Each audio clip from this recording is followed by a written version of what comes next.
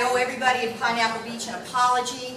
I had invited the Hudson Holdings to come and speak to us last September after we had taken a summer vacation and not meeting in August to kick off our first meeting at the South Grade School. And this room was packed. I think there were more people than there are here tonight.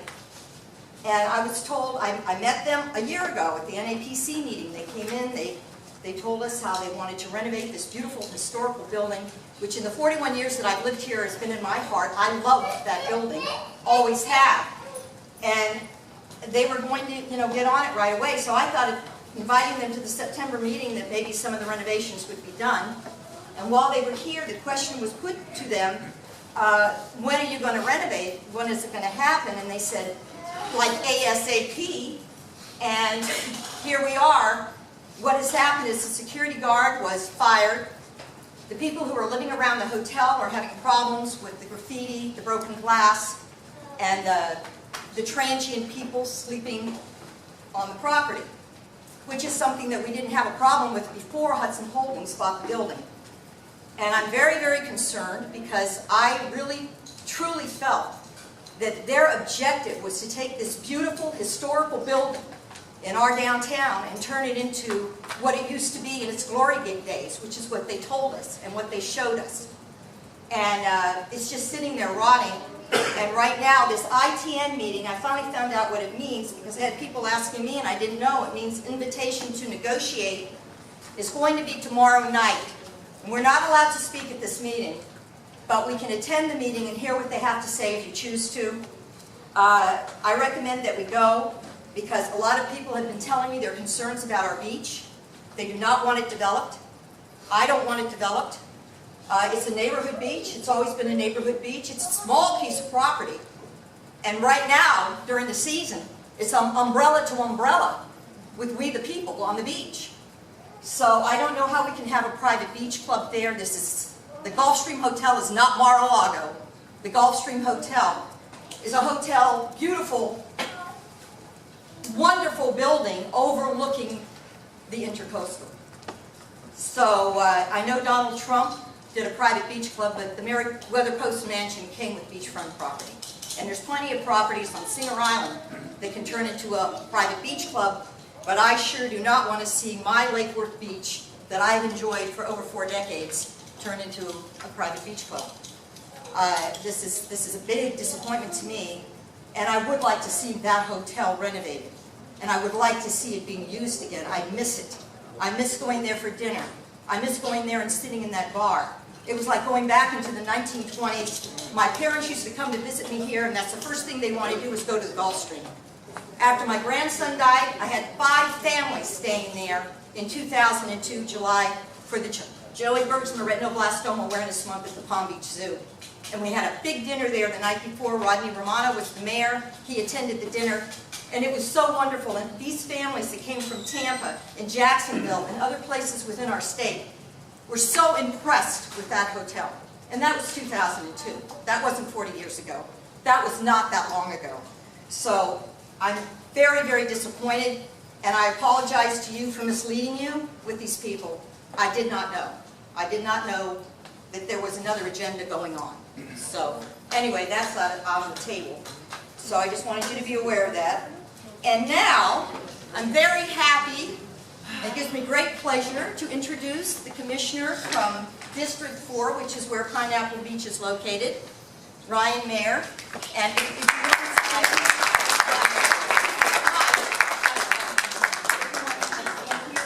stand over there, wherever you're more comfortable. Okay. Hello, everyone. Thank you so much for having me here this evening. I'm very excited to be here. I'm very excited to be serving in this position. I love Lake Worth. I love this city, and I can't imagine living anywhere else and feeling so. Walk around the flag, right? I'm sorry. There we go. I can't imagine living anywhere else and feeling so strongly about the place that I lived that I wanted to come out and spend my evenings door knocking and talking about the issues that we face here in this city. But for some reason, Lake Worth inspired me to do that. So I I moved here for very specific reasons, and I think that many of those reasons are the same for a lot of people. This city is different from our neighbors. It's really different from anything else that's in South Florida. And like I said, I moved here for those reasons. I think a lot of people did. We definitely have to grow. We have to change. We have to have new things in the city. But as we invite these new things into our city, I think we have to keep these things in mind, that we are unique, that we are special, and we want to keep our specialness as the city begins to grow and change. Well, one thing that we have here is a diverse population. Just looking around this room, clearly, we are a mixed bag of nuts here. And as we grow, I want every person that's in this room to grow with the city. You know, a lot of times people here look at Delray because Delray started out very much like Lake Worth, a small coastal village with a strong downtown district. I look at Delray and I can see a lot of wonderful things that Delray did right. But when I look at Delray, I wonder if the people that I'm seeing there are the same people that were there 20 years ago before Delray started to develop. And I don't think that they are the same people. I think that Delray, for example, has become gentrified. And I think that our neighboring cities are becoming gentrified. I think part of what makes Lake Worth so unique is our diverse population.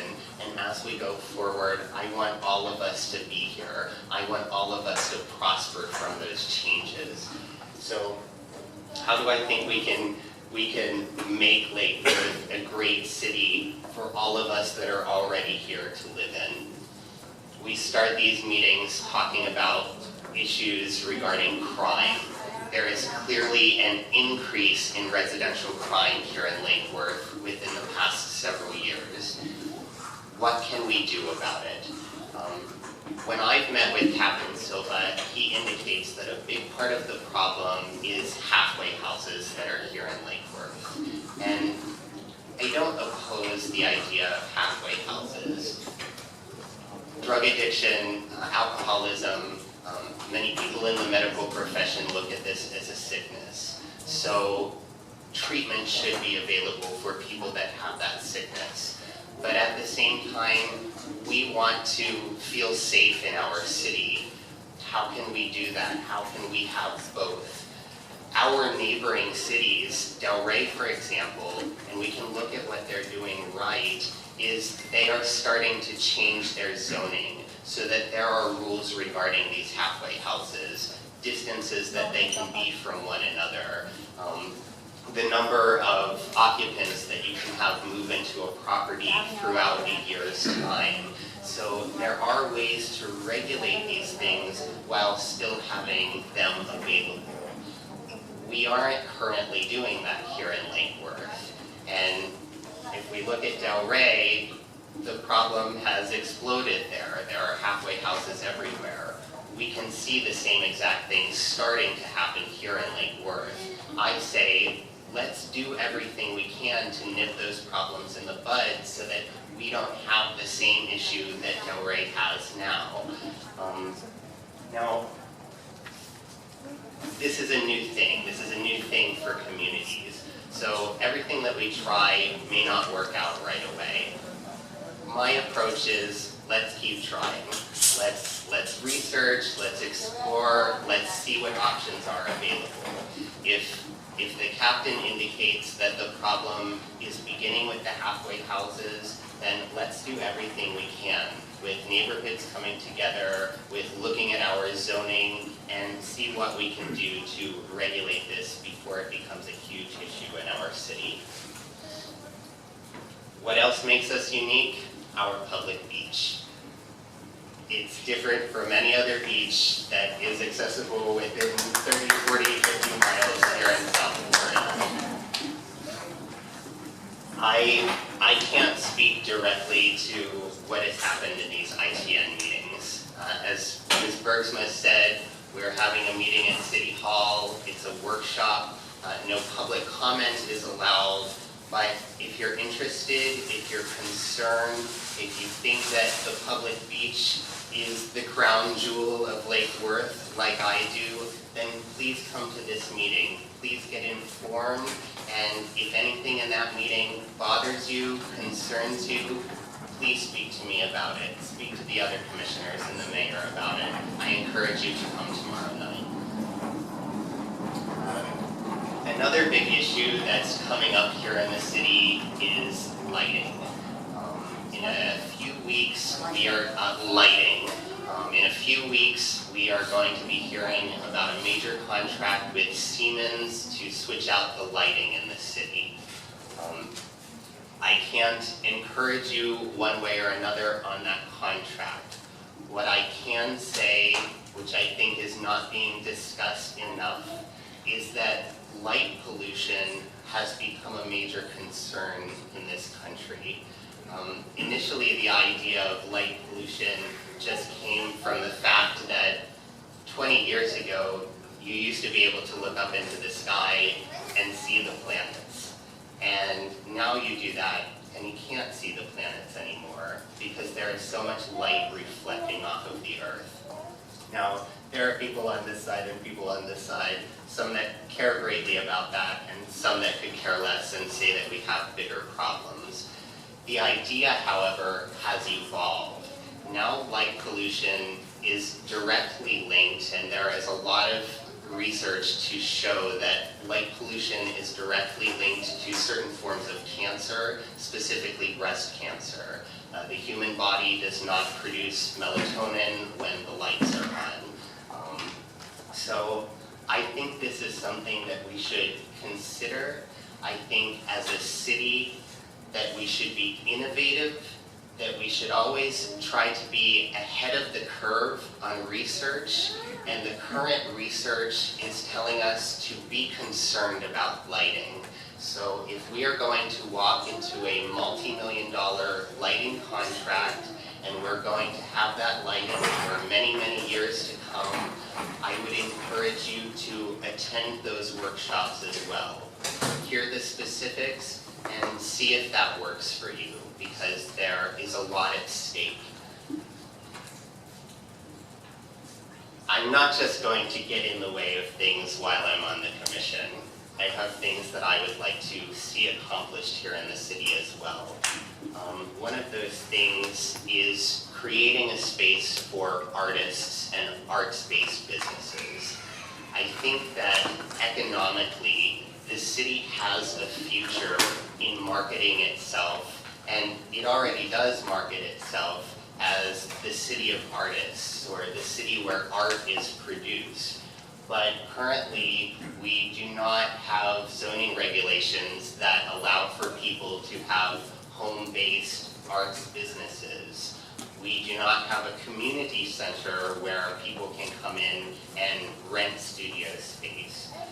We do not currently have a director of arts on our voluntary advisory board like most of our neighboring cities do. I think that these are fundamental elements to us truly being the city of arts, and I think that there is extreme fiscal benefit in creating the space for artists to thrive here in the city. So that is one of many things that I would like to work on while I'm here. And I would like to open the floor for any questions that you may have for me. Now I will say that on things that we have not yet voted on in the commission chambers, I can't speak to those things directly, but throw any questions at me that you have, and we'll see where we can go with that. Thank you.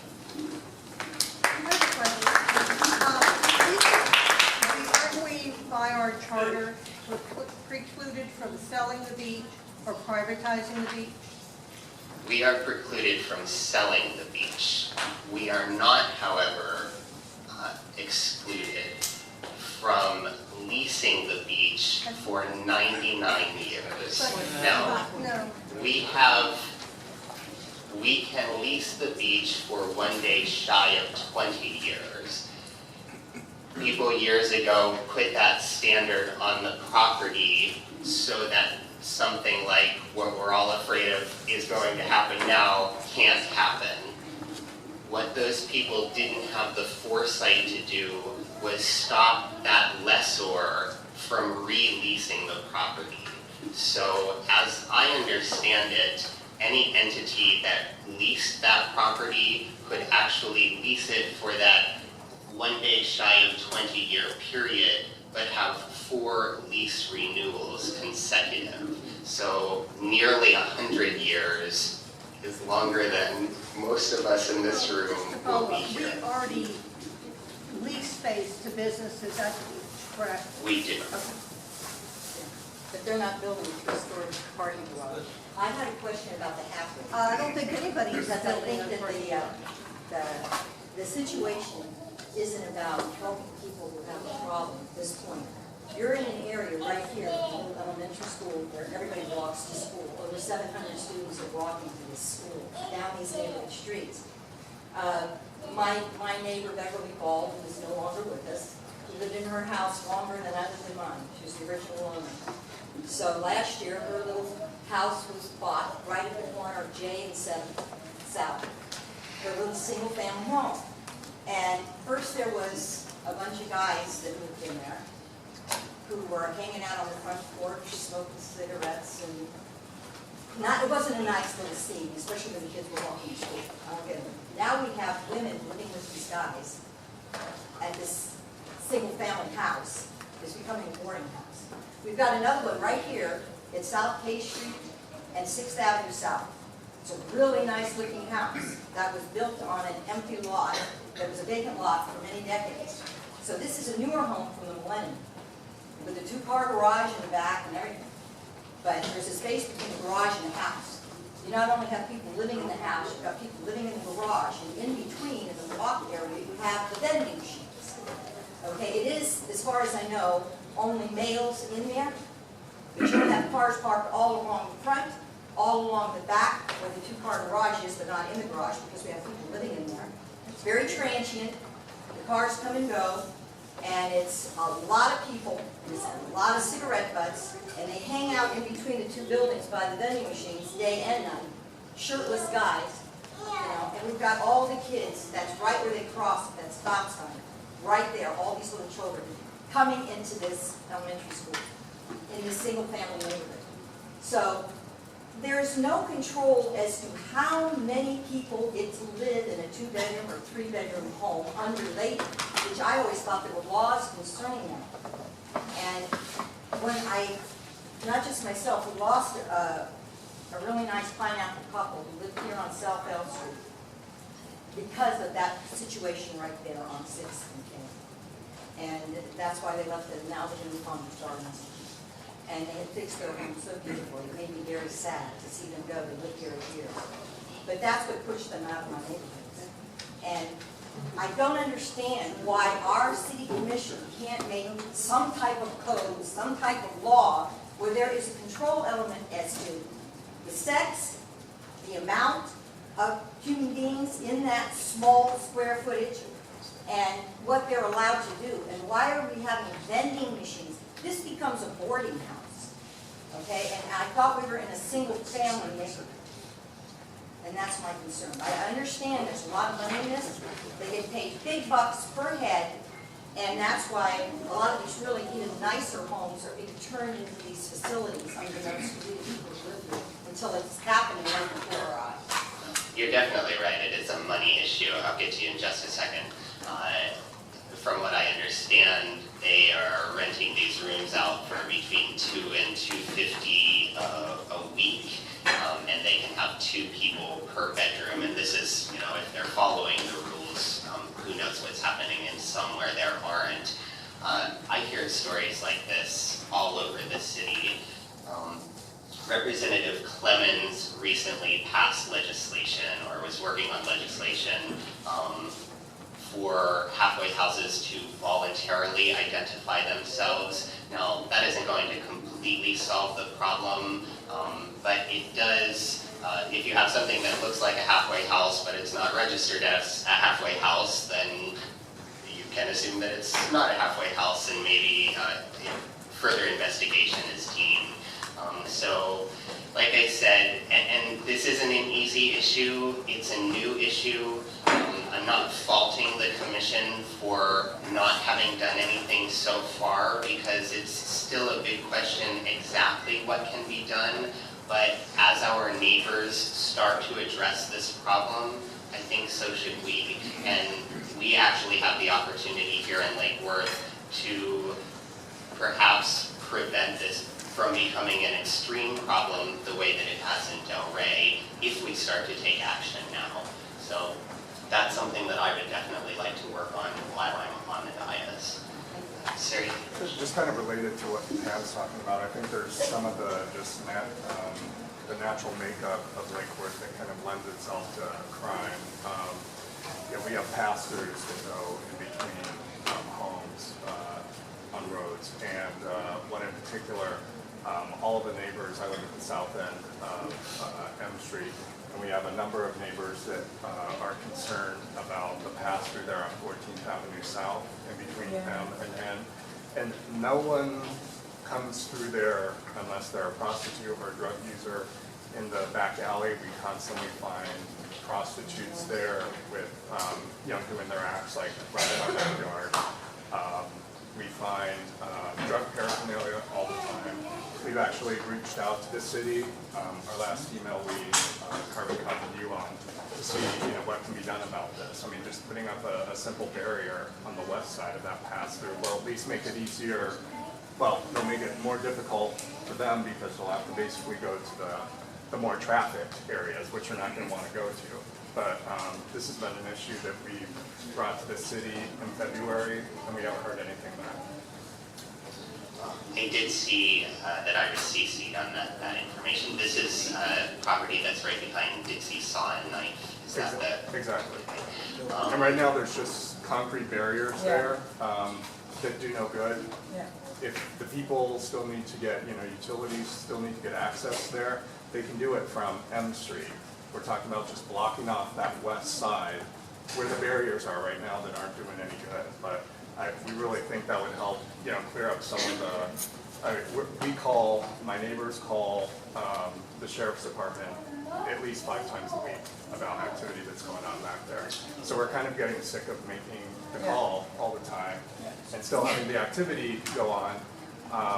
And it seems like something simple like, blocking off some of these pass-throughs would help. I think that... No, to catch up, because we live on the same block. It's like a year ago we had a death right in the alley just before the federal heroin addiction. And then the reason, I even called the cops because right behind those barriers is where they round up their meeting.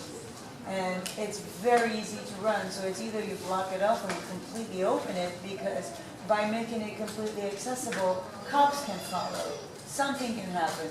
If it's still with those cement blocks, they know it's a perfect place for them to run because nobody can follow them, And then, like I said, my neighborhood is fantastic. But then you go 1 block, halfway house. Across the street, halfway house. And so, you know how you go into shops and they says, you can't come in unless you have shoes and shirts? Shoes required, shirts required. I know it's a free country, but I feel like I live in ghetto land.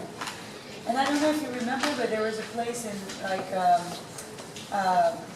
Flamingo Park, just before the Kravis Center was built. Sure. It was ghetto land.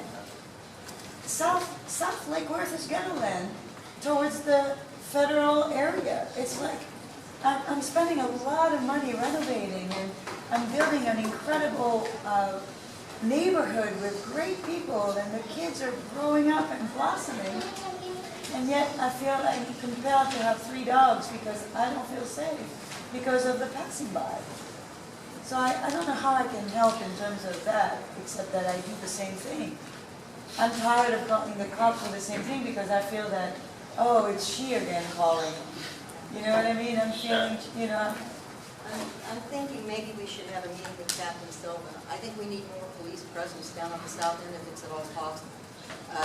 Because a lot of this is you know, it's going on up here too where the school is. Even during the day, we had a prostitute walking this morning while school was on, right here on J Street. We saw her walking, I go saw her. They stop when the So sheriff. it's just the idea that this activity should be going on right in front of an elementary school. It should not be happening. If it's happening in front of the school, imagine what's happening down there, south of 12th Avenue South. So we have to, I think we have to have a little more police presence at certain times. And, you know, we can be the eyes, but we need to have the police cars there, just like you said. When his banners out there, they go away. We need more of the banners. We need more of those cars presenting themselves so they know they are being watched. So, and I guess we have to speak about it a little bit about that. Definitely. So maybe we should, if you want to, we'll get a committee Well, of it's people two together. separate issues. Yeah. It's two Well, one separate is the issues. lighting, which is protection, so we need lighting, because if there's light, there's less drug around dealing. And there's something that can be not so light multi-million and more solar lighting? There are some interesting ideas there, and let's talk about crime first, and then I'll come back to lighting, just so we can stay on subject. I am one step ahead of you in terms of all of us meeting with Captain Silva, because as a result of my meeting, I am now going to establish a District 4 meeting for all of District 4. You know that District 1 already meets and they discuss a number of issues, some of them infrastructure related. I would, at least in its formative stages, like for the District 4 meeting to be about residential crime specifically. I think it's a huge issue. It is a deterrent for people wanting to stay here and wanting to move here. And fiscally speaking, I think that the only potential that Lake Worth has for its financial future is if people invest in our residential neighborhoods. So we need to create the space for them to want to invest in those neighborhoods, and I think the big issue there, we also have speeding issues, things like that, but I think the big one right now is residential crime. So that will be the subject of that meeting. The product of the meeting, to keep it from being just sort of stories, which a lot of people, and you find unity in telling your story and getting that out and hearing similar stories, but to keep it from just being a meeting about stories of different crimes, actually having a work product from that meeting, which is the community coming together and creating a map of where do the residents feel that these high crime pockets are? Where do the residents think there are halfway houses? And let's create our own map so that the police, as they create their plan to address the problem, have as much information as we can provide them with. I think that's something that we can actively do as a community. I've been given 2 minutes, and I think I took 45 seconds of that. So just on the